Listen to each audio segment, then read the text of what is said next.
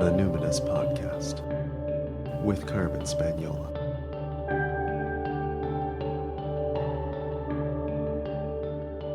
Hi there, and welcome to the Numinous Podcast, where we have interesting conversation with everyday folks about the mystery of life. This podcast is a complement to the Numinous School, my online intuition development program for people who want their self-awareness to serve a greater good. I'm your host, Carmen Spaniola, and today on the podcast I'm speaking with Juliana Kabal. Juliana is completing her studies in forensic anthropology and has a varied and interesting spiritual background that I'm so excited to share and explore together today. I've also learned a tremendous amount from Juliana about decolonization and the fight for Indigenous rights. And I hope this show will inspire not only your curiosity and concern about those issues, but more importantly, action. I spoke with Juliana online. She was at home in Austin, Texas. So Juliana, what identities do you lead with? I would say primarily Mesoamerican. My great-grandfather on my dad's side is Maya, and on my father's side, we're also Chiricahua Apache, but that's been a little bit harder for me to substantiate. So I'm a little reticent to kind of, identify with that too much because I can't necessarily prove it, although I am trying to track that down.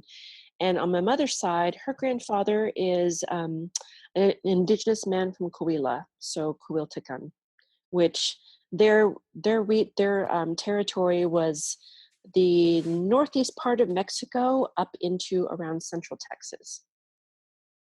Wow, that is fascinating. So here where I am on the West Coast, it's pretty common for people to introduce themselves and say like, hi, I'm, Songhees Nation, Lekwungen territory, or I'm from Treaty 3, or I'll say I'm fifth generation settler of Scottish descent. But this is the first time I've ever had anyone say I'm Mesoamerican. Well, we're so close to Mexico, and then Texas has an extremely complex and unique history for Indigenous people. Mm-hmm. We are a gigantic landmass. You can look at us on a map and see how big we are. And I believe there are only maybe 5 federally recognized tribes in Texas. And I think only one of them may be actually Indigenous to this region. And the rest were relocated from the east. Right. So there were many, many, many tribes here. That's documented well by the Spanish and some of the early, American settlers. But, like any other part of Turtle Island, there's this idea of terra nullius, nobody was using the land, and so therefore it was virtually empty. And then there was enslavement, and then there was disease, which decimated populations. But, and then the complex history of Texas, with it being a colony of Mexico and then its own country, which maybe some Canadians don't know. I did not know that. Texas was for a short while its own country, and then it became annexed by the U.S. and part of the U.S. before the Civil War. And then it was on the side it was on the Confederacy side during the Civil War. So there was there's actually a theme park. There used to be one called Six Flags Over Texas, and there were literally 6 nations who claimed ownership over Texas at one point in time over another, starting with the Spanish. Wow. Spain, Mexico, the U.S., it was just like one after another. So it's had a really strange history, but for as large as the state is, Indigenous people are really invisible here. Mm-hmm. And that was because we were legislated out. Like the state of Virginia, at some point in time, they decided that Native people could no longer exist here. So you were either Black or you were white. Mm. And you see this in the census, where all of a sudden people pop up as being white or mulatto, which is mixed race, or Black. And so they pretty much erased people of Indigenous ancestry. Wow. So that must make it really difficult when you're trying to trace your lineage. And it makes it very difficult. Yes. I bet. Okay. So is this how you became interested in archaeology and forensic archaeology. You're graduating soon with a degree in forensic archaeology. Is this related somehow? It is related, but sideways, because I originally had a focus in classic Maya anthropology, and that's where the majority of my expertise lies, is in the classic period Maya, which is about from 200 to 900 CE Common Era, or AD, however people like to say that. So that was my focus. And I actually, part of the reason I moved back to Austin is because Austin is kind of like this hub of Maya studies at the University of Texas, which I did not go to after all. But I have a lot of friends who are Mayanists, as we call ourselves. And the Maya meetings, which is the annual conference that's been going on for like, I think 30 something years, takes place here. So you have all the Maya experts, or all the people interested in Maya studies, who convene here once a year, and they get together for like 5 days and they just nerd out about everything Maya. So this was the place to be if you wanted to actually know what the current research was. And they also taught classes in hieroglyphs. So I came out here to learn how to read the hieroglyphs. And this is around the time where the 2012 hysteria was really ramping up, which has a lot of new age dogma attached to it. Mm-hmm. I wanted to be able to read the hieroglyphs for myself and know what the ancestors said. So what did they say? Can you tell me? They said a lot of things. It just kind of depends on what you're looking at. But the monument that generated a whole lot of the hysteria, it's the Tortuga Monument. I believe it's Monument 6. And it was found at a site that's been kind of destroyed so they could put a cement factory in place. But, Yeah. But so there was this partial monument. We only have part of it. And it talks about the end of the 13 Baktun, which occurred in December of 2012, and what they believed was going to happen at that particular juncture in time. And somehow a lot of people who knew nothing about the Maya and who couldn't read hieroglyphs superimposed their own beliefs on what the Maya allegedly said. And that's where you got the whole end of the world hysteria, which was completely ridiculous, because if you actually know what Tortuguero 6 says, it was nothing about the end of the world. It was just the end of a specific cycle of time. And then a new cycle of time begins. The 14th Baktun began. But people got the date wrong, and they also got the significance of that date wrong too. So it was really interesting, because coming from the festival culture on the West Coast, I was aware of the incredible amount of cultural appropriation that goes on among that particular subculture. And I went to Mexico with the purpose of observing what people were going to be doing in places like Chiapas and the Yucatan during the 2012, thing that was going on there. And it was a really horrifying and illuminating experience at the same time. It's like, it was the best of times, it was the worst of times. I had a really great experience spiritually, and I saw a lot of egregious, awful, inexcusable behavior by white people. Mm-hmm. So it was God. Yeah. I feel my heart is cringing. That was a long way to forensic anthropology. So I didn't end up going to UT. I ended up going to Texas State because I'm interested in the way archaeology is done and the way that Indigenous people are involved or not involved in it. And I wanted to know what was actually taking place and know the science behind it. So the university I attend, Texas State University, has the premier forensic facility, I believe, in the world. It's state of the art. We've had people come through from other universities who said it's better than JPAC, which is the military facility in Hawaii, where POWs and MIAs are processed at. So our facility is like, we have a body form and everything. And all of my professors are from University of Tennessee, which used to be the premier institution for forensic anthropology in the United States. So that's where I study. I have worked in the lab. I did some work, volunteer work on a thing called Operation ID, which is where several universities are collaborating. They go to the border, they excavate the bodies of migrants who die in the desert, who are thrown into mass graves. They excavate the bodies, and depending on the amount of decomposition, they divvy up the bodies, and then we try to identify who these people might have been. We come up with a biological profile, and then that is entered into a database where people who have got loved ones who have come up missing can look for their loved ones in the database to see if anything matches up with the descriptions of the remains that we have at each institution. Oh my God. Okay. I feel overwhelmed. Like my mind is like, what the fuck? Why are there mass graves? What the hell? This is like taking a detour in my head. So I have so many questions. Okay. So can you tell, I just want to back up a little bit. So you're doing forensic anthropology. What does that mean exactly? Forensic anthropology is kind of like the sister discipline to bioanthropology, where bioanthropologists or bioarchaeologists, as they're sometimes called, they look at historical remains. So people who might have lived hundreds or even thousands of years ago. When you're a forensic anthropologist, you're looking at the remains of people who may have died in the last 50 years and would be considered a medical legal case.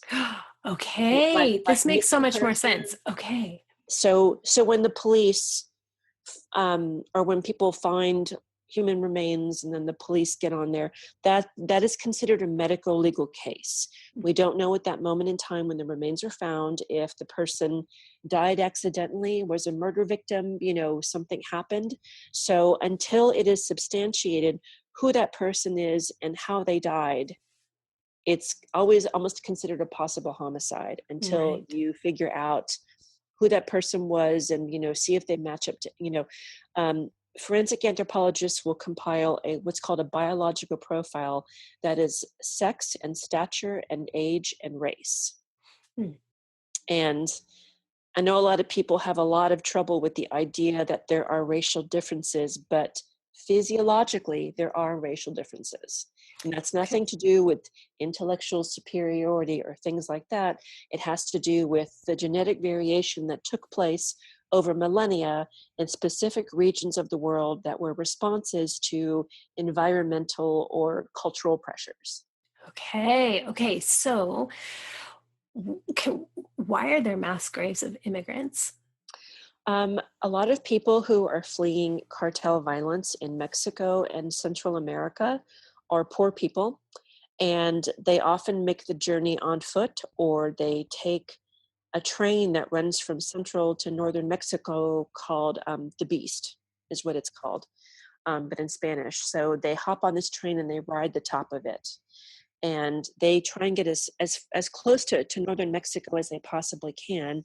And then at that point, there are people called coyotes who ferry them across the border. And they generally have to cross either the Sonoran or the Chihuahuan Desert. And those places are just really large swaths of land, and they take several days to cross on foot. And they're really untenable conditions, except maybe during the winter time of the year. So many people die in the desert. If you get injured, if you get bitten by a snake, your group cannot stay with you because time is of the essence and people have to keep moving. But people will get left behind if they get injured, and most often they die, or if you get lost or something separated from your group somehow, because often they'll go at night. It's very easy to get separated. And then during the day, when the sun is like 110 degrees and you're crossing the desert and you're out of food and you're out of water, it doesn't take long for somebody to die in the desert. And the bodies just get left behind. And occasionally Border Patrol goes through, or sometimes human rights groups will go through, and they will pick up the bodies and they will take them to whatever town is closest by, and leave them with the coroner's office. But there are often so many people that they just toss them in mass graves. I mean, they literally put people in garbage bags and throw them in big holes in the ground. And then several universities, including Baylor, and I think it's University of Indianapolis, is doing a lot of the excavation. they'll go down like once or twice a year and excavate the graves. And then we'll split up the bodies. And Texas State usually gets the most skeletonized remains. Hmm. We get them in garbage bags sometimes. So I think I want to give a bit of context. Not like I wouldn't be as shattered as I feel right now if I wasn't already in kind of a Yeah. gentle state. But bear with me because I'm grieving someone right now. So I'm I'm I don't know. I'm so horrified by Yeah, this scene. it's Yeah. it's pretty, when they ask for volunteers, when you're going through the osteology program, they don't. And it's no dig against my school, but maybe this is different for white students than it is for me because I am Mesoamerican. My grandfather was a political dissident. He was almost assassinated. He literally left Mexico in the middle of the night because there was an attempt made on his life because of his political activism. And so it was very hard for me to separate these people from what could have been the fate for my grandfather if he hadn't been able to escape and make his way over here and eventually send for my grandmother and the family. So, and these are largely indigenous people. These are the poor people in the rural areas who are kind of caught up between the cartel violence that is fueled by this demand for drugs in the US and Canada. And things are so bad for them that they cannot stay. They feel they cannot stay. And it's like, I've also done volunteer work at some of the detention centers here in Texas. And we would go and talk to women, who had been picked up by Border Patrol and were being held basically in prison until they could go through their hearings, where they're seeking asylum, and they generally do not get it. They get sent back, and talk to them about what their experiences were and just kind of hold space for them. And these women talk about, husbands being shot in front of them in the head. They talk about their young 11, 13-year-old sons being pressured to join gangs. They talk about, daughters being raped or threatened to be raped. Like it's literally untenable for people to stay where they are at. And sometimes they even send their children to the US unaccompanied. So there was a way of unaccompanied minors coming through here in 2015, that really caused problems for the Obama administration because there were all these children coming through. And one of my friends talked to one young girl who was 10 who made the journey by herself from Guatemala. And this 10-year-old girl said she had been raped 6 times. But that was still considered better odds than staying home and facing certain death. So these are the situations that Indigenous people are facing. And, I'd like to remind people that we have always had freedom of movement here in Turtle Island until colonization. There were definitely territorial areas for people, but we know that there were established trade routes from the southwestern part of the US, which you might consider Arizona and New Mexico now, all the way down to the tropical lowlands of Central America. There were trade routes and there were movements of people that, were happening freely. People migrated back in those points in time. You have areas of Teotihuacan near Mexico City, which was around 1000 AD, where you have migrant populations in their own neighborhoods from all over Mexico.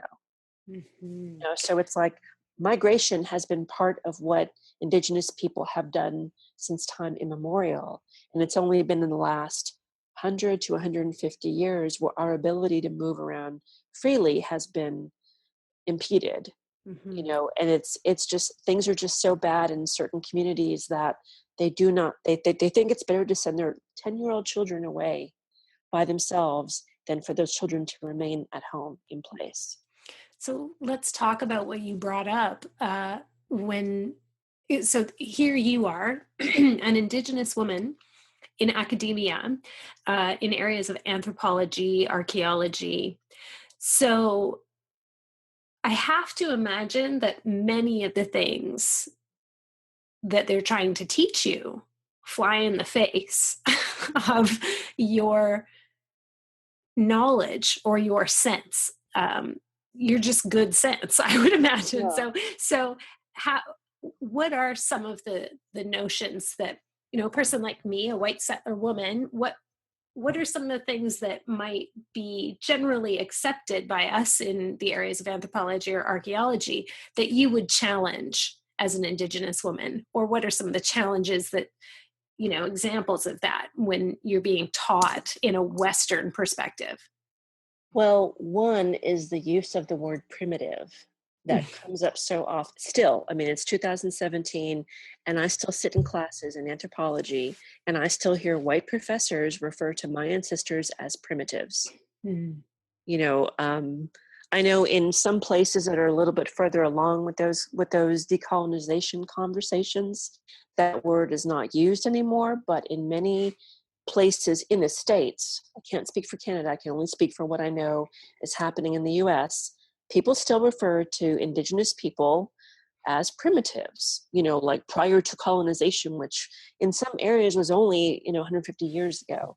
California was only begun to be settled in the mid 1800s, so like I still hear my ancestors referred to as primitives, which has no other connotation except for less than. Mm-hmm. They aren't referred to as traditional people, which would be more accurate, people who maintained their traditional way of living and tried to maintain it in the face of colonization. But there is this continued marginalization of Indigenous people, because they're not living as Europeans do or as any other old world people do.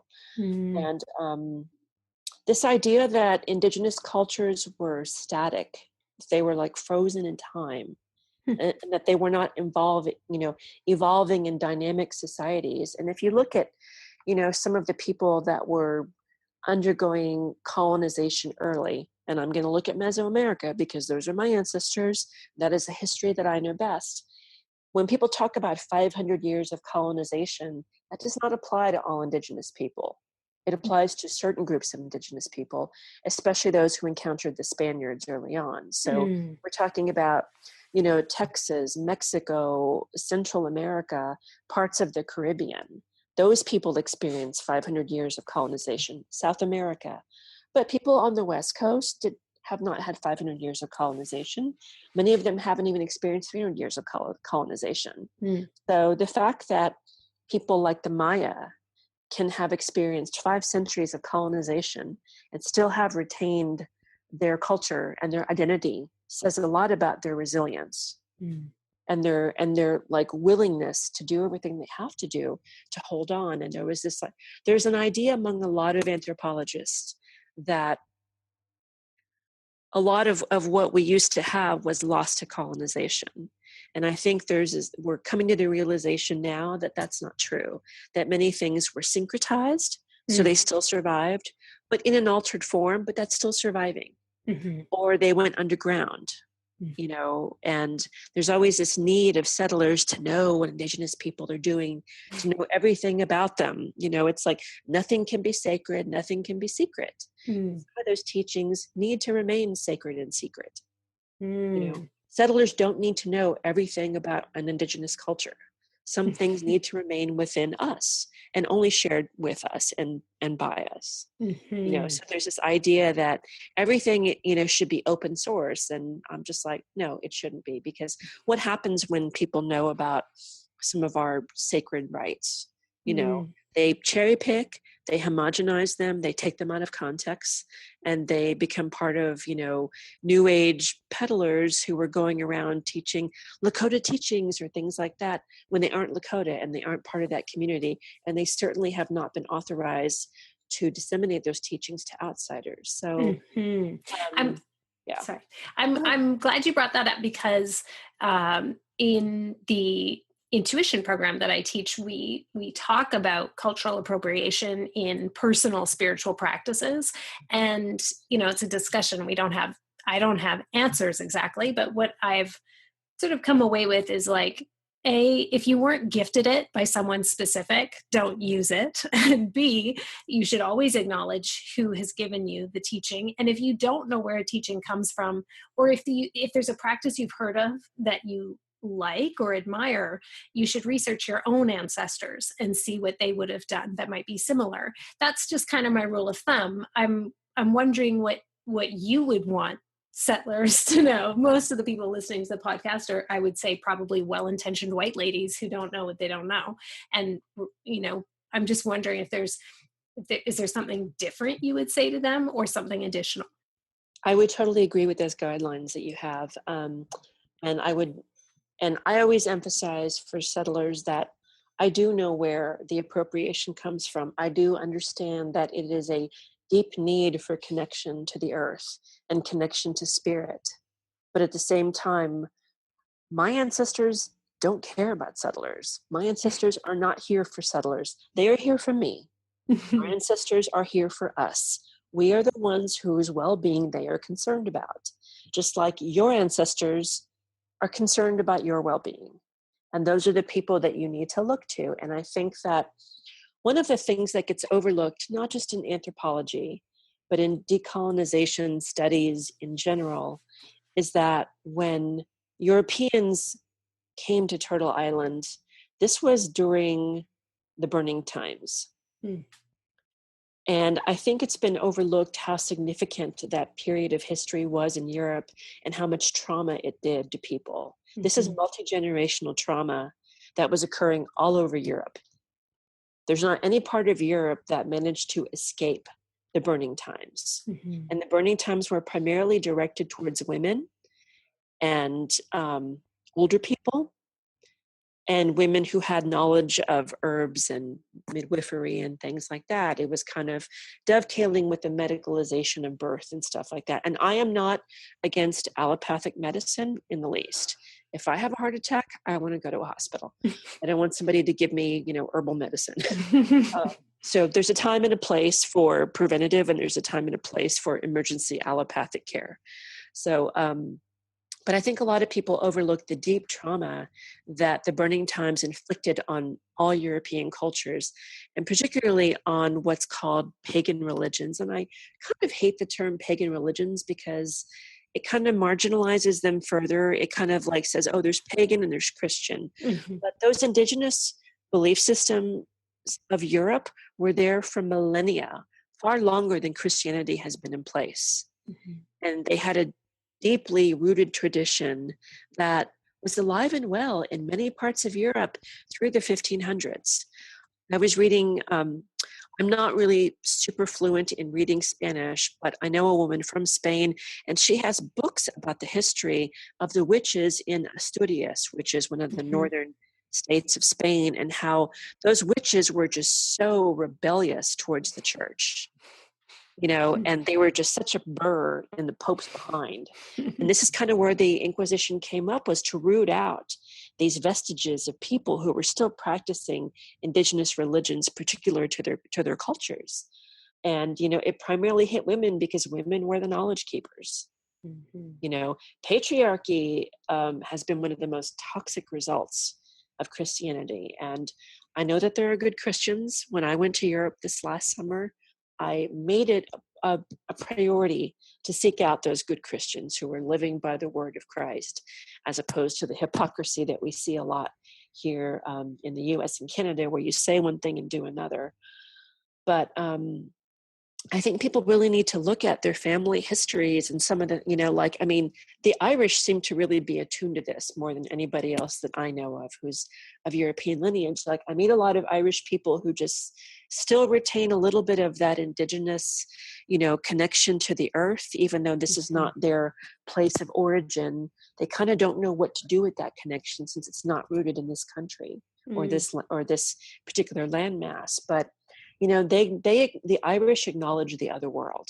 Mm-hmm. They do, even if they only do it amongst other Irish people. They acknowledge, and I've had boyfriends of Irish descent, and all of them are like, yeah, we totally get that part about, Indigenous people. So, but the Irish were one of the last groups of people to be colonized by Christianity in Europe. So they held on to those things a little bit longer. But I think that people need to look at those wounds that were inflicted upon them. And when I was in Europe, I began to have a better understanding of how much the burning times just decimated communities.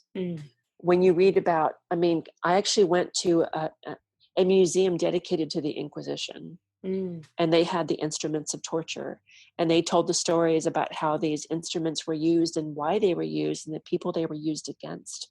And like single mothers in France and Germany, women who got pregnant for whatever reason and had a child out of wedlock often had a breast cut off. Oh. And It's like, so they disfigured her. They still allowed her to be able to feed her child, but it's like the woman carries the burden of, having a child, whether it's fornication, whether it's rape, whatever happened, she's the one who carries the penalty. It's like the burden is always placed on the woman for any type of sin or temptation in Christian thought. And it's been, and we still carry that. You can see that in US politicians, where they're sitting here trying to legislate our rights away from being able to have autonomy over our own bodies, because we simply are not fit to be able to make those decisions in their mind. And fetuses are more important than living women, or, it's this bizarre mindset that has not left us in 500 years. And, this obsession with the devil and, demons and witches occurred at the same time that Europeans were coming to Turtle Island. And they were encountering these people who were practicing earth-based religions. And to them, it was the devil. And you saw this happen in Mexico, where the destruction of books written by the Maya and other Mesoamerican people, where, libraries were destroyed of ancient thought, because these were the works of the devil. What else could they be? Knowledge was associated with the devil. That's been true since Eve was in the garden. Knowledge and the devil are entwined. So let's keep people as ignorant as possible.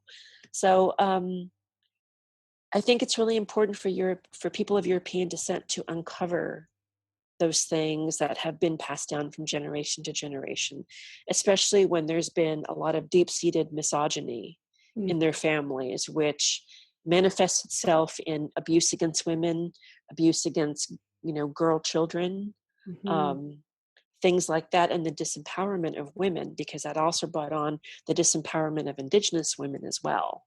There were a lot of societies where, who people call the Iroquois, Haudenosaunee, I believe is what they call themselves, where women were actually the primary decision makers on many matters related to the group or the tribe. But with colonization, they lost that power. And it disrupted their culture, and it disrupted the way that decisions were made and who they were made and why certain people were in charge of making decisions. So there was a huge disruption of culture over here for women to lose the power over decision making. But that's kind of been the Christian model, that the woman is subservient to her father and then her husband. This whole model of subservience without question. Which was not an Indigenous model. Right. But it's been forced upon us. So, but I think, for people of European descent, I understand they're looking for something that they know is missing. And it's very easy to reach out to the thing that is most accessible. But they have to look at whether or not that is the right thing to do, because you cannot get spiritual healing off feeding off the culture and the oppression of other people. And everybody likes to think of their ancestors as being the good ones who didn't do anything bad, but nobody colonizes innocently. The moment anybody, and this applies to new immigrants as well, the moment anybody steps on Turtle Island, they are directly benefiting from the displacement and the oppression of Indigenous people. Everybody, no matter where you're from. Yeah, let's talk about decolonization. You went to decolonization school. I did. I went to a summer school in Barcelona that was run by the University of California at Berkeley Ethnic Studies program. And they had, I think, like just over 90 students from all over the world who were in attendance. A lot of them were Europeans, and there were a significant number of folks from South Africa, and there were 4 people from Canada, several people from the US. Most of them identified as Chicana, though, rather than Indigenous, which I thought was interesting. And then we had a couple of people from New Zealand and a few women from Australia, including an Aboriginal one from Australia. And it was really interesting because we had about 10 days of lecture, and they were, like about 6 hours of lecture each day. And it was just like this intensive crash course in what I thought was going to be decolonization, and what actually turned out to be merely anti-colonial. What's the difference? The difference as manifested by this particular decolonization summer school that took place in Barcelona is that the lecturers were primarily men, and at no point in time did we really talk about Indigenous people. We had at least 6 people who identified as at least 10 people who identified as Indigenous in the room from various parts of, the colonized Australia, New Zealand, the US, and Canada. And I would also consider the people from South Africa to be Indigenous. Well, they were Black South Africans, but Indigenous from the New World. There were 10 of us. And Indigenous people and their issues were completely ignored. Wow. And I do not see how you can call yourself a decolonization school when you ignore the colonization of Indigenous people in the New World, especially when you are from the US. Mm-hmm. So there were 2 women lecturers, and the rest of them were men. And they ended up replicating a lot of the harms which they were critiquing about the academy. So the lack of self-awareness among these primarily men, and then the just completely ignoring the history and the concerns and the issues facing Indigenous people, and the fact that they had 10 Indigenous people out of a class of 90, which is pretty significant. I'm never sitting in a class of 10 Indigenous people. They had 10 Indigenous people from around the world, and never once did they ask any of us to talk about decolonization movements in our home countries. We were just completely ignored. I did learn a lot about South Africa, which I appreciate, but to frame decolonization as a black-white binary is further erasing the issues of indigenous sovereignty and Indigenous colonization in those countries. And I find it really, Can you explain what decolonization actually means? There's a lot of people who have some very complex definitions of decolonization, but for me, in a nutshell, for the layperson, decolonization is the restoration of Indigenous rights, Indigenous sovereignty, and land return. So when people say they're decolonizing yoga, they're kind of missing the mark. I think it's very hard for people who are not of Indian descent or who don't practice the Hindu religion to be decolonizing yoga. I as a person who is not from India, have ancestors from India, or as a Hindu practitioner, I think I would have a hard time decolonizing yoga because it's not mine to decolonize. Yoga is a spiritual practice. In the US, it's treated as a sport. And that to me is incredible. Have I practiced yoga? Yes. I do try and practice it with the spiritual intention for which it was developed, which is how I understand it. It is a spiritual practice. It is not so I can have a tight butt. or, sit next to Justin Trudeau in class if I'm lucky. It is a spiritual practice, and it is a serious spiritual practice. And I think if you're doing yoga in a gym, then you are not honoring yoga as a spiritual practice it is meant to be. Mm-hmm. So how can you and it's been commodified. Here in Austin, you can pay $12 a class. And it's white people who are doing the classes and who are financially benefiting from it. So I'm really, unless you're offering free classes and you're incorporating the spiritual tenets around yogic practice, I don't know how non-Indian people are decolonizing it. Mm-hmm. Mm-hmm. Can you share a little bit about your personal relationship with spirit and how you connect? Sure. I actually practice one of my indigenous religions. That was one of the reasons I became my anthropologist initially, was so I could learn how the ancestors practice and replicate those practices as close as I was able to. So I have two patron deities that I have a close relationship with, and I talk to them all the time, and I make offerings, and I make blood offerings, and I observe sacred days, and I make pilgrimages to sacred sites when I am able to do so.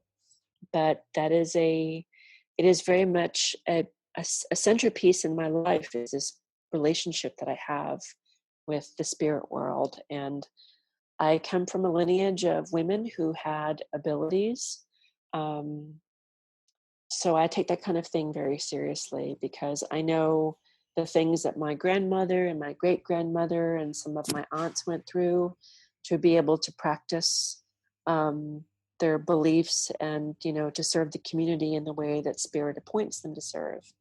So it's something that I take very seriously. And that's why I have such a huge problem when white people call themselves shamans or conduct classes that purport to teach indigenous practices or belief systems, because those type of things are appointed to you by spirit.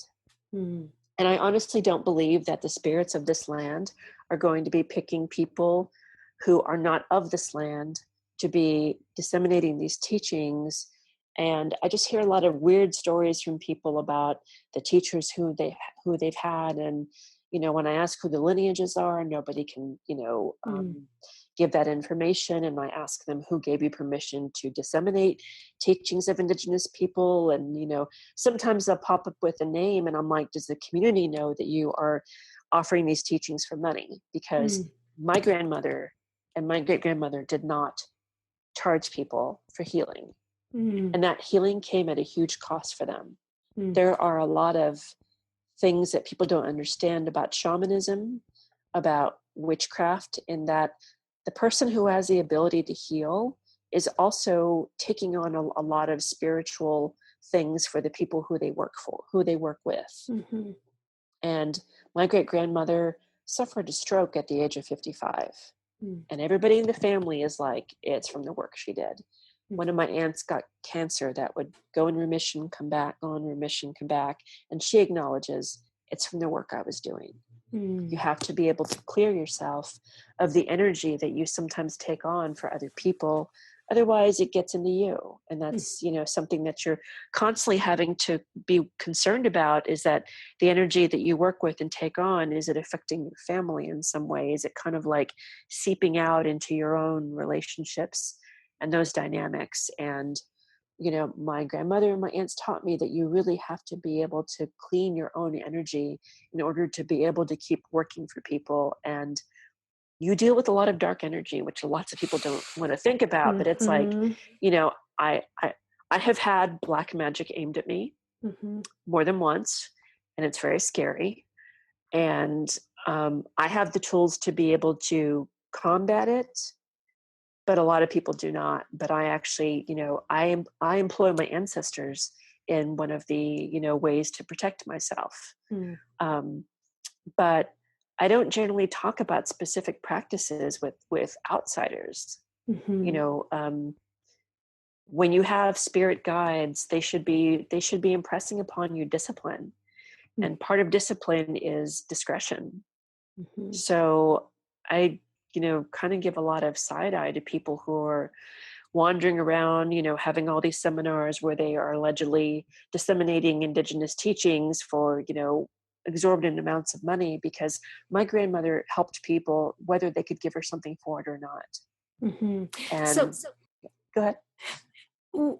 How do you, so it sounds like you're saying that people who are doing healing work shouldn't be doing it professionally. Is that what you're saying? Well, if you are doing it, then you are kind of, if you are doing it and people know you were doing it and they come to you, then you generally are acting as a professional. But, in indigenous societies, you weren't just a shaman, you weren't just a healer, you were also a farmer. You were also, somebody who tended animals. That was not their full-time job, because they weren't meant to be making money off of the healing work they were doing. So This was something that spirit gave them gifts to do, and it's kind of a double-edged sword. It's a burden and it's a gift at the same time, but you're not supposed to exploit people, especially people who are in need. Mm-hmm. So what do you think of people doing like Reiki? I have actually received Reiki attunements, and I know Reiki works, but I'm not comfortable with the way it's monetized. I was lucky in that the woman who did my attunements did not believe in that model either. She made her attunements affordable to people. Like I know it's very common to charge hundreds of dollars for each attunement, to move you up to the first and second level, and then to the Reiki master level. This woman charged $75, and I was okay with that, because it was like her attunements lasted 4 hours. And she would only take, I think 6 people. So she spent 4 hours, doing the ritual necessary to pass on, the Reiki energy from herself to the other people. We knew who her lineage was. She said, it's really important that people acknowledge the lineage of where their abilities and their teachings have come from. So she gave us her lineage, so we would know how to be able to trace our own lineage, along the Reiki hierarchy, if you will. But she did not believe that it should be monetized out of the reach of people. And she would even do a payment plan if you couldn't afford to give her the whole 75. And she was an incredibly dynamic and compassionate and wonderful person. And I really, was amazed at her own energy that she projected. It took a little while for the Reiki attunement, I think, to really kind of integrate. And I think that's normal.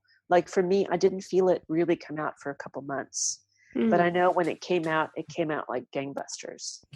So then I imagine you have a lot of thoughts on people who travel to places, or maybe don't travel, but people who are doing plant medicines and things like that, because my understanding anyway is that that's also part of Mesoamerican lineage. What are your thoughts there?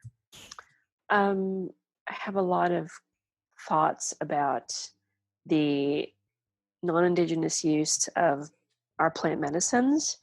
And I kind of feel like when it comes to things like peyote, which is a vulnerable species right now, which has been over-harvested and possibly could face eradication in the wild during our lifetime, if, some sort of guidelines are not put in place for the use of it. I kind of feel like settlers should step back from plants like that need to be regenerated. They have a number of other tools at their disposal which they could utilize. And I think if you don't really understand, this gets kind of wrapped up in the Native American church, which I also have huge issues with, because the Native American church is based on, the way that it's been made possible for Indigenous people to practice peyotism is to do it under the umbrella of the Native American church, which has been imbued with Christianity. Jesus has nothing to do with peyote. I am not a Christian. I do not practice Christianity. And as a decolonizing Indigenous person, my ancestors' religion is just fine. I do not need the teachings of the colonizer to save my soul. Mm. So I do not want God or Jesus in my peyote ceremony or any other Indigenous medicine ceremony. That is not how I communicate with the divine through those particular entities. So we don't actually have religious freedom per se, because if we had religious freedom, we wouldn't have to do it under the auspices of the Native American Church. We could do it freely, as we choose to, when we choose to, without having to go through these channels that settler governments have imposed upon us to be able to practice our religion. Mm-hmm. And my ancestors were some of the people who brought peyotism to other Indigenous people. So I feel very precious about these things. But I really kind of feel like, given the status of peyote, and I don't believe it's technically classified as endangered, but I did a presentation at the American Anthropological Association annual meeting back in November on peyote and ayahuasca, and I had some statistics from the Texas Department of Public Safety, who oddly oversees peyote sales and, you know, how much is harvested and things like that. And the numbers are actually pretty scary when you look at how much peyotes, how many buttons were being harvested in the 1980s versus now, and the size of the buttons has gone down significantly. Like, buttons the size of a dime are being harvested, which means those plants are not very mature and they're not being given a chance to properly regenerate. Mm. You cannot continue to harvest these things without allowing for proper regeneration, which can be anywhere from 5 to 15 years, depending on the plant. But the black market, which is feeding settler demand of peyote, is what is decimating the plant. It's not Indigenous people, it's the black market that is catering to settlers. Hmm. And what about ayahuasca then? Ayahuasca is a real hot button issue, because there's a lot of things around ayahuasca that have created even more oppression for Indigenous people in the Amazonian region. I talked about this also in my presentation at the AAA, that the number of Indigenous shamans has been overshadowed by the number of mestizo shamans, who primarily cater to gringos, which are white people. So these people generally are, you know, if you're not Indigenous, you generally don't have a community to answer to. So if you're mestizo, you know, you probably do have some, you know, like, generally a mestizo is a mixed blood person, which is very common in the US and very common in Canada for Indigenous folks to be mixed blood. But with the prejudice against Indigenous people that is rampant in Central and South America, mestizo people often consider themselves better than Indigenous people. Mm. You know, it's very complex the way colorism works down there. But mestizo people are often not attached to communities to whom they are answerable to. And so they tend to be the ones who cater to gringos. And it's debatable in many cases whether these people have been called by spirit to work with people and offer them medicine. And I used to do safe tripping workshops at festivals. And every time I did these workshops, people would come up and talk to me. And invariably, I get asked by somebody who has worked with one of these chicken shamans, as I call them, had a bad experience. I don't think this person knew what they were actually doing. And I was psychically damaged in that experience. And how can I heal from that? And I don't have an answer for them. Because that's a very difficult thing to heal from. I have been in ayahuasca space myself, and I was fortunate in that the shaman that I worked with was definitely gifted, definitely doing the work of the spirits. And I waited a long time to work with a person like that. So I said no to other opportunities that came my way until this person came along. And I'm profoundly grateful that I waited for the right time and I had the right person. And it seemed like every time I needed him, he was magically there. He was working with 25 people, which is way too big an ayahuasca circle, but the way that things get commodified, the people who organize these circles want to get the bang out of the buck. Mm-hmm. So they'll get as many people as they can fit into a facility. Mm-hmm. And the fact that this man could take care of 25 people, that's like the Olympics of shamanism, I think. But it really is asking too much of a shaman to be, being entrusted with the spiritual caretaking of so many people. Mm. But the potential for people being damaged in these ceremonies is high. And for years, there have been reports of women being raped by chicken shamans. People, there was that case that occurred at Chimbre, which I've known people who went to Chimbre, and from day one, I knew that place was going to be a problem.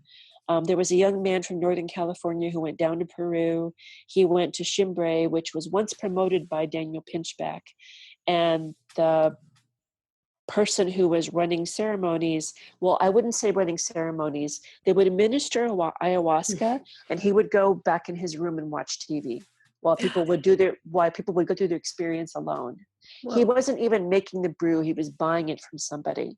But this is what happens when people who don't have cultural literacy think that they know who shamans are and who is trustworthy and who is been charged by spirits to work with that particular medicine and to be your emissary in the spirit world. This young man died. We don't really know how, because the Peruvian authorities did the inquest and it wasn't really well done. And he died, and they buried his body under a bush and told his family that he left. And it was a big scandal. And ayahuasqueros right after that had a really hard time coming into the US and getting visas, including the man I worked with. But for years, I knew Chimbre was eventually going to be a bad scene, and it was. And people who have been there will not talk openly about the stuff that went on. Like, I know 3 people who went to Chimbre, and I've talked to them privately about their experiences, and I'm just like, yeah, this guy was bad news. And apparently he wasn't even an ayahuasquero. He actually worked with San Pedro, which is from a different region of South. It's an Andean medicine. The Andes and the Amazon are not interchangeable. And when you work with a plant medicine, it takes years of working with that plant to even begin to hold ceremony for it. Like, you have a responsibility to get to know that plant intimately, and then to not take care of people after you dose them, leave them alone to struggle with that experience it's horrible. That man's a brujo. He is that's the word we call bad witches, brujos, brujas. I was just appalled when I read the details around the case, because that young man went there for healing, and instead he died alone. In that space, which I feel like I'm very comfortable with the other world. I've been in the underworld many times. I have protector spirits who are with me.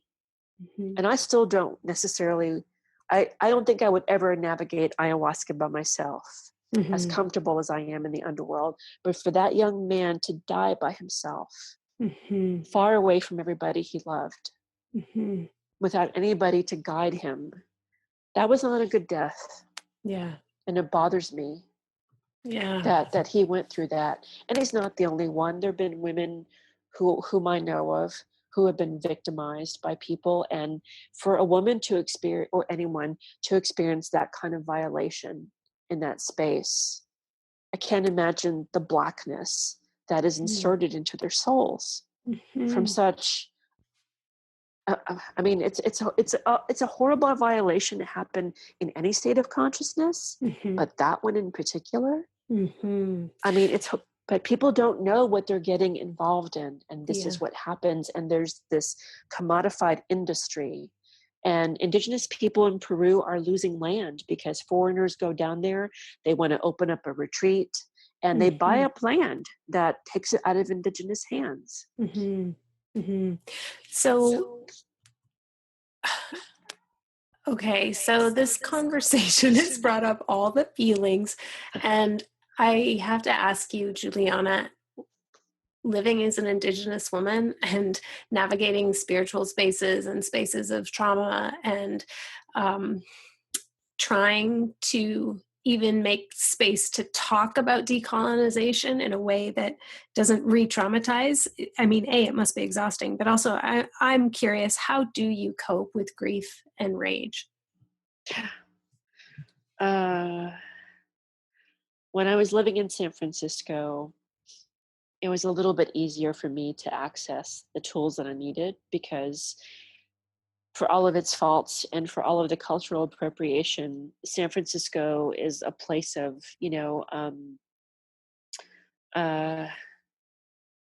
conflict, and it's a place of juxtaposition where beautiful things and horrible things happen at the same time. And, it's kind of like living on the edge of the crack of the earth in San Francisco, all those fault lines. It attracts so many crazy and creative people for a reason. I think they're attracted to that energy that's seeping out of those cracks in the earth. But at the same time, there was so much access to healing in that place. And I feel profoundly grateful that I had 10 years to be able to access a lot of things that have helped me spiritually. And one of them was drugs. I mean, I have to be honest that I was pretty deeply embedded in the psychedelic community when I was living in San Francisco. I was friends with the Shulgins, Alexander and Ann Shulgin, and I knew the people who run Arrowid. I don't know what these things are. I smoked pot once when I was 18. So if you've ever heard of MDMA, which is ecstasy, the person who resynthesized it and kind of put it back out there in the world was Alexander Sasha Shulgin. He was a chemist with Dow at one point in time and became interested in entheogens, and he developed a whole library of entheogens that are he talks about how he created these chemicals and how he and his friends tested them and found out safe dosages, and they documented what these experiences were like so other people could follow the little maps of exploring the realms of consciousness in these books called TCAL and PCAL, which is tryptamines I have known and loved and phenethylamines I have known and loved. And so Sasha and his wife, Anne, who was once a lay therapist who did therapy with people using MDMA and another chemical called 2CB, they were kind of the pioneers of, I consider Sasha the greatest alchemist the world has ever known. And I do not say that lightly, and I do not say it flippantly. He was the greatest alchemist the world has ever known. And Anne Shulgin, to me, was an embodiment of the Greek goddess Persephone, the queen of the underworld. She was the ultimate psychopomp. And I have told Sasha that he saved my life. The access that I had to the chemicals he created allowed me to do a lot of inner work. And I think that without those, I might not be alive today. But where I live now, that stuff is not so easily accessible. There's a lot of ignorance around drugs and what people are taking. There's a lot of research chemicals that are out there that are not what people think they are. And regularly, frequently overdose or die from things that are not what they believed that they were when they took them. And here I don't feel safe, not only because I don't know what I'm getting, but also because Texas, there's not a culture here that really supports drug use like there is in the Bay Area or the West Coast. So I haven't engaged in as much of that as I would like to, or I think would be helpful for me to feel a little more integrated. And, being in academia has been kind of hard too, because if you're going to trip, for like 6 or 8 hours, you need a day to recover from that. Right. And I haven't really had the luxury of time to spend 2 days, dropping in and tuning out and recovering.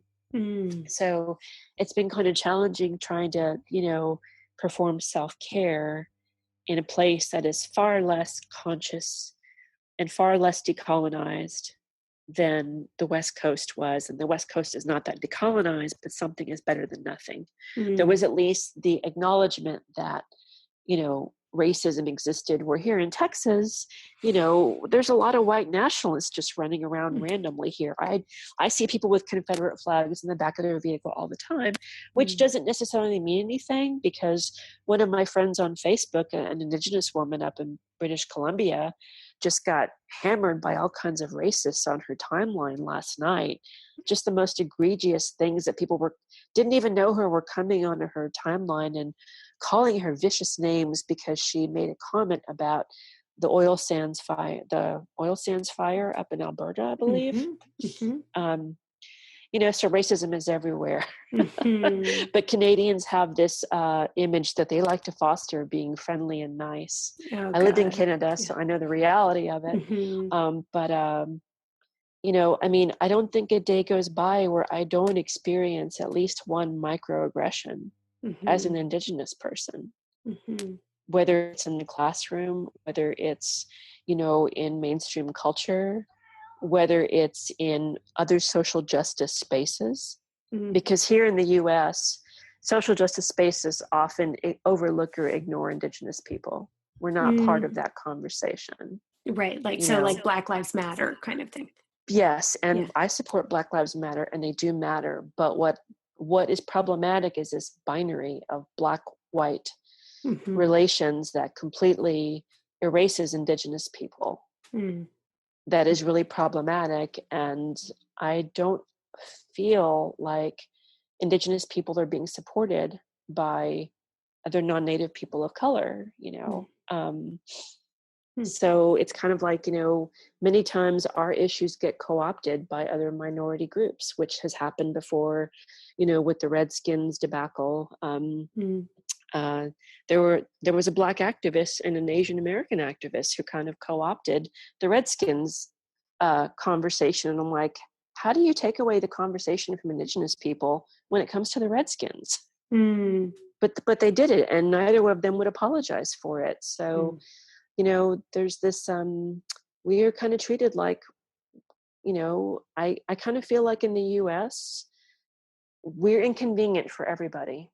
The fact that we're still here is a huge inconvenience for everybody, because then people have to look at how they benefit from our oppression and displacement. Everybody does, and nobody wants to take any sort of responsibility for that, or even for their lack of solidarity for us. I mean, I was really happy to see, some non-Native people of color at Standing Rock. That was very heartening.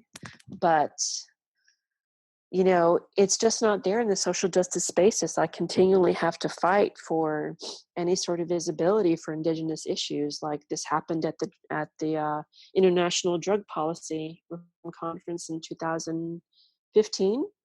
Where the only Indigenous people that anybody wanted to talk about were the ones who were offering up medicine. They didn't talk about the issues that we have with addiction, that lead to suicide. They don't talk about our fractured communities, but everybody else has got a place at the table. And I had to literally disrupt that conference in order for anybody to start talking about Indigenous people. And I know now that was just a way, when the Drug Policy Alliance decided to kind of like center what I was saying, it was just a way to neutralize me. Because if they neutralized me, then I wouldn't continue to critique them. So it's very problematic in that, when settlers do finally start talking about Indigenous issues, they will often only want to center the voices of Indigenous people who are not going to challenge them too much, who are going to make them feel comfortable. And if you are one of those Indigenous people that is unapologetic and is not going to be tokenized and is not going to be, marginalized, when you are demanding respect and sovereignty, that makes people very uncomfortable. And I'm seeing it in the festival community. And I see it in the social justice communities where solidarity for Indigenous people is absent. No matter what people say, They are not going to deal with Indigenous people if you are going to ask them to step out of their comfort zones. Now, I can't speak to Canada because Canada is a different place entirely. And Indigenous people are not invisibilized like they are here in the US. So I would not want to speak over my relatives up north, but this is how it is in the US. And I do keep up with what's going on with Indigenous issues because I used to live in Canada. My first husband was French Canadian. He was a Mohawk ally. He hated Pierre Trudeau. And so when Justin came up, I was like, oh my God, that's the son of the white paper dude. Yes. And people were just like, oh, but he's so cute. He does yoga. And I'm just like, that must be the Obama effect. As long as the oppressor is, funny and cute and witty and makes you laugh, it's okay. So it's like a kinder, gentler oppression is palatable to people. But to me, it's kind of horrifying because I know he ran on a platform of, oh, I'm going to address all these issues like the boil water reserves, not having, proper drinking water and all these other things that are just afflicting Indigenous communities because of genocide. And my understanding is crickets in that regard. Yeah, specifically almost 100 reserves still under boil water advisory. So yeah. Well, I want to say, Juliana, that I'm frequently uncomfortable when I'm learning stuff from you. I feel like of all the people I've learned from in the past couple of years, the past 18 months, I would say, you have given me the language, the resources, the understanding, the information. You as one person have just completely changed not just the conversation, but the worldview, the outlook, the way of proceeding in our house with my husband Ruben and I. It's very uncomfortable to be challenged, and also it's like oxygen because I trust you. So I really thank you for persevering in the face of the aggressions, micro and macro. And I've learned to really love being challenged and uncomfortable with the information you present me. So thank you so much for sharing on the show today. Thanks for agreeing to come on. Yeah, well, I like to look at it as decolonization is not just about liberating Indigenous people. It is about liberating everybody. Settlers need to be liberated from the karmic actions of their ancestors. The only way for anyone to be free of that is to confront it and deal with it. You don't have to be the people our ancestors were. We can be better than that. And, it's work we can all do together. It doesn't have to be people doing it by themselves. It's like, I'm invested in your liberation as I hope you are invested in mine. I love that some kind of awesome music has come on, just as you said, we're all going to go get liberated together. That's awesome. Thanks for being on the show. All right, sweetie. Thank you so much.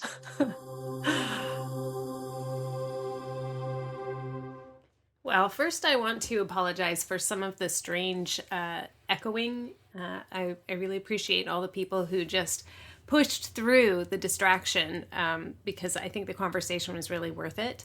I don't know about you, but I feel like I am swimming in emotion, ideas, and thoughts, and so I need some help processing. So I would like to welcome back to the show, love of my life, yin to my yang.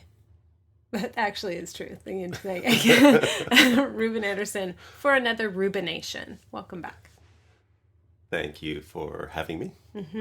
What are your thoughts on this conversation? We this is a lot of what happens in our house is Juliana will post something and then we have to debrief for weeks and weeks. Process. Yeah. So Carmen, you know how you've hinted in air quotes that I sometimes do go on too long in the Rubenations? Yeah, I don't want it to be about you. I want it to be about our thoughts on the guests. Right. Center Juliana in this conversation. I'm speechless, really. Like, I feel kind of like dizzy.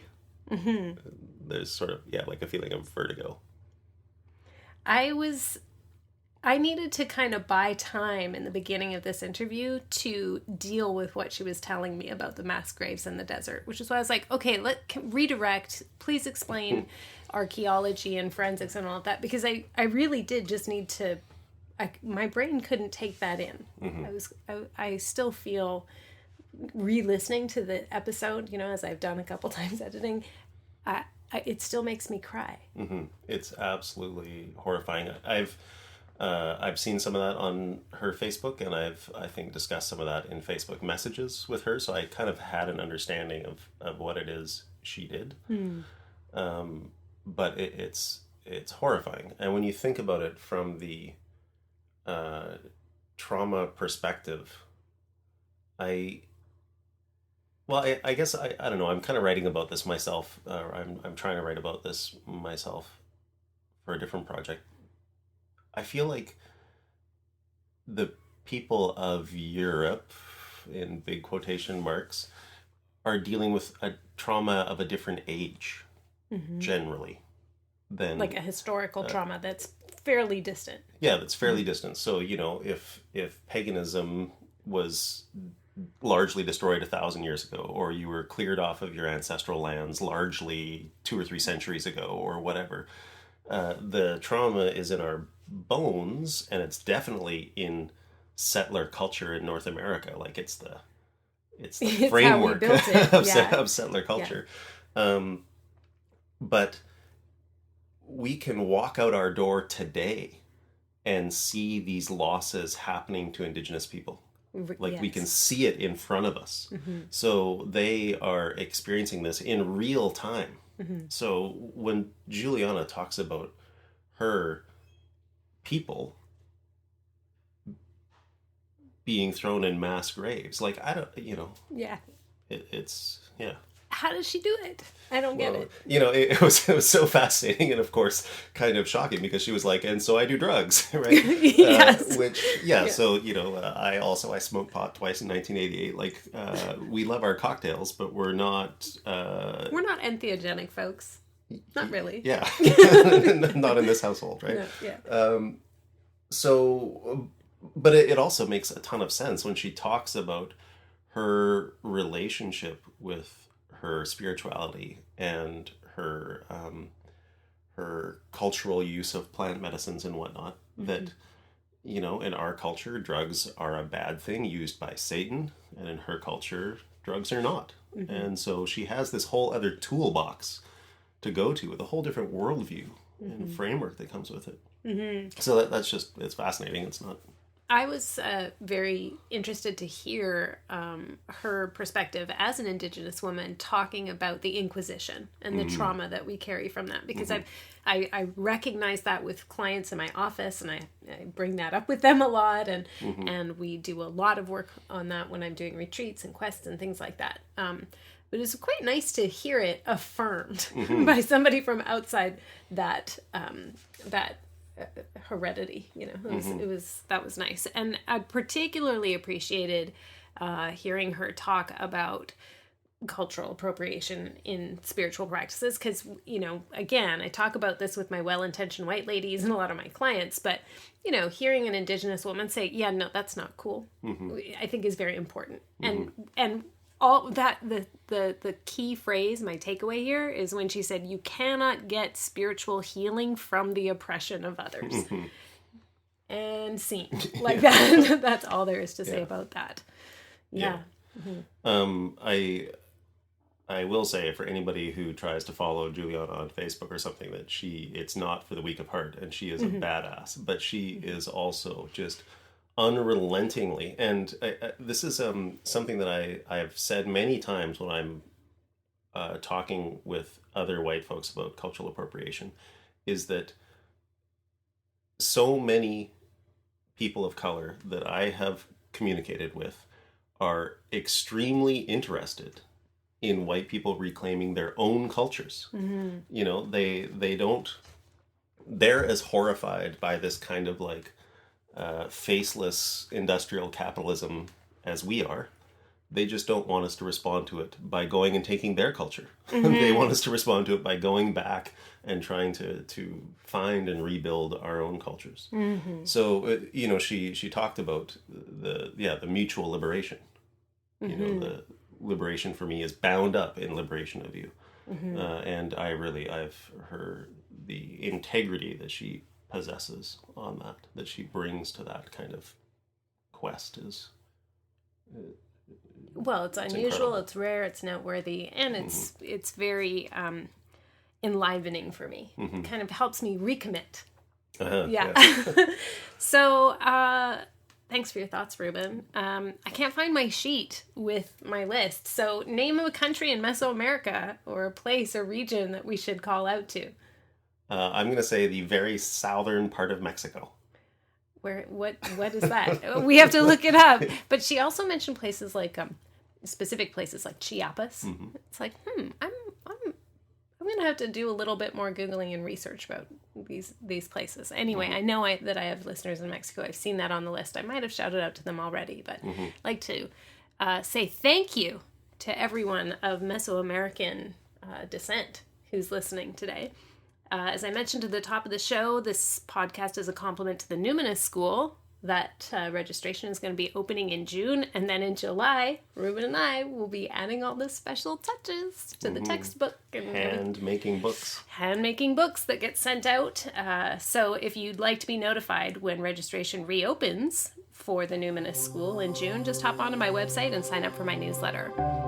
While you're there, you might like to read a bit about the wilderness quests we are prepping right now to lead the first one in May, and there's another one happening in August. If you'd like to spend 12 days in the mountains doing ritual and ceremony, you can get all the details at carmenspanyola.com. CarmenSpagnola. Until next time, take care.